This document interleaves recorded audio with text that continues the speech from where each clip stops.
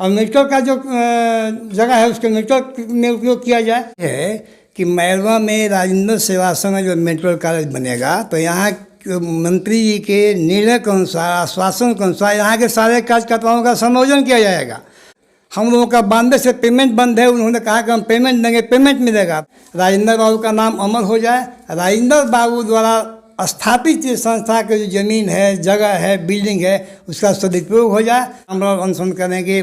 नमस्कार, आप देख रहे हैं विक्रांत और आनंद के साथ राष्ट्र दर्शन। आज हम लोग मैरवा परिक्षेत्र में राजेंद्र कुष्ठ आश्रम में हैं, जहां पर राजेंद्र कुष्ठ आश्रम अपने दुर्दशा पे आंसू बहाने को मजबूर है। क्योंकि भारत के प्रथम राष्ट्रपति डॉक्टर राजेंद्र प्रसाद ने जिसका सपना देखा था वो आज इस स्थिति में पहुंचा। इसके पीछे क्या कारण हो सकता है, आइए हम बात करते हैं इस राजेंद्र कुष्ठ आश्रम के प्रमुख लेखपाल धर्मसेन नाथ तिवारी जी से। तिवारी जी, हम आपसे ये पूछना चाहेंगे कि देश के देश रत्न कहे जाने वाले डॉक्टर राजेंद्र प्रसाद ने जिस कुष्ठ आश्रम की नींव रखी, उनके सपने कहाँ चले गए? ये इस दुर्दशा में कैसे पहुँच गया? सबसे बड़ी बात यह है कि जिस समय फाउंडर सेक्रेटरी थे दीन जी, उस समय ट्रस्ट हुआ करता था। ट्रस्ट के लोग थे, वो केवल नाम के थे, ऑर्नामेंट थे वो लोग। दीन जी के मरने के बाद प्रभात तिवारी कुछ दिन चला के बाद से संस्था कंप्लीट इस संचालक विहीन हो गई। कोई संस्था को देखने वाला नहीं कि संस्था चल रही है, वर्कर जी रहे हैं। संचालक विहीन है, तब संचालक विहीन तो स्वाभाविक है कि कोई इसकी देखरेख करने वाला नहीं है। हम लोग अपने घर से आकर के व्यवस्था करके कि सारे वर्कर आते हैं, अच्छे चले जाते हैं।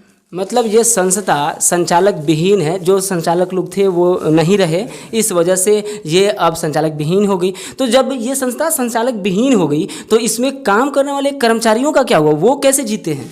उन लोग अपना, चूँकि लोकल के हैं, किसी किसी से वो जी रहे हैं, लेकिन कोई उनको पूछने वाला नहीं है। कोई मर गया, कोई जिंदा है। भी संस्था के मेंबर उस समय ट्रस्ट के रजिस्ट्रेशन के समय थे।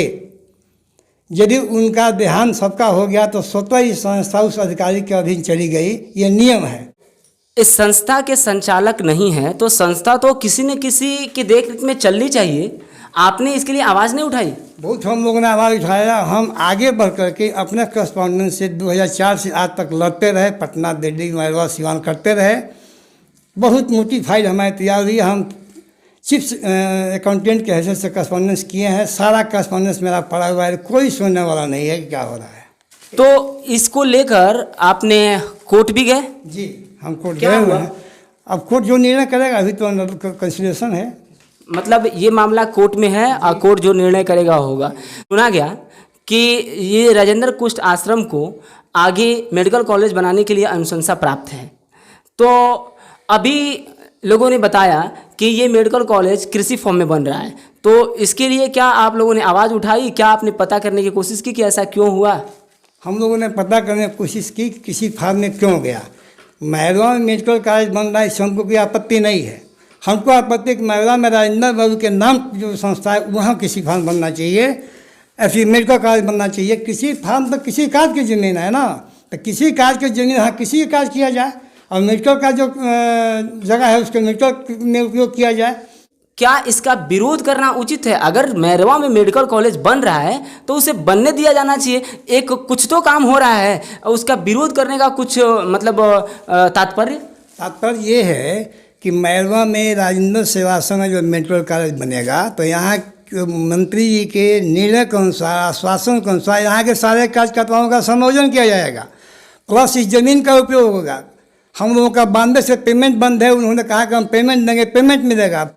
आपका कहना है कि राजेंद्र कुष्ठ आश्रम में जितने कर्मचारी थे, लगभग 200 कर्मचारी थे। 200 कर्मचारियों के अपने अपने परिवार हैं और लगभग इस तरह से 10-20 हज़ार लोग उनके पीछे जीते मरते हैं, तो उनको उनका हक मिल जाएगा। इसलिए आप लड़ाई कर रहे हैं, हक की लड़ाई कर रहे हैं। और साथ में ये मेडिकल की ज़मीन है तो उपयोग में भी आ जाएगी, वरना ये बेकार हो जाएगी। तो सरकार की ये एक धरोहर है और डॉक्टर राजेंद्र प्रसाद की ये धरोहर है, उनके नाम को जीवित रखने के लिए आप ऐसा करना चाहते हैं। राजेंद्र बाबू का नाम जीवित हो और कार्यकर्ताओं का जिंदगी बच जाए, राजेंद्र बाबू का नाम अमर हो जाए। राजेंद्र बाबू द्वारा स्थापित जो संस्था की जो ज़मीन है, जगह है, बिल्डिंग है, उसका सदुपयोग हो जाए और उनका नाम अमर रहे, नाम मिटे। क्यों ऐसा हो रहा है कि माननीय स्वास्थ्य मंत्री और मुख्यमंत्री जी बताएंगे, लेकिन यदि यहाँ नहीं बनता है तो हम इसके लिए कोई भी कदम जितना जाना हो जाने के आमरण अनशन करेंगे। मतलब कि आप आमरण अनशन भी करेंगे। मैं आपसे ये पूछना चाहूँगा कि कितने दिनों से इन लोगों का वेतन बंद है और ये लोग कैसे स्थिति में है? 1992 से आज तक वेतन बंद है। बहुत वर्कर इसमें रिटायर हो गए, चले गए, मर गए, कोई पूछने वाला नहीं कौन मर गया, किसका समय सेवानिवृत्त का हो गया, कौन आ रहा है, कौन जा रहा है, कोई जब संचालक भी नहीं तो कौन आपके पूछने वाला है।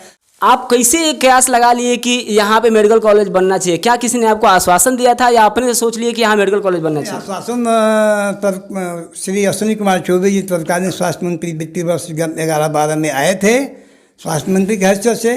उन्होंने आकर यहाँ घोषणा किया कि यहाँ मेडिकल कॉलेज बनेगा, यहाँ के सारे कार्यकर्ताओं का समायोजन किया जाएगा। पारित किया कि ये मैरवा में, पूर्णिया में, मुंगेर में, सारण में, बक्सर में मेडिकल कॉलेज बनेगा। ये सभी ऐसे जगह हैं जहाँ कुष्ठ आश्रम ही चलते थे? जी नहीं, कुछ आश्रम की बात नहीं है जी। तो मैं आपसे बात करके अच्छा लगा। ऐसा लगा कि आप किसी के हक की लड़ाई लड़ रहे हैं।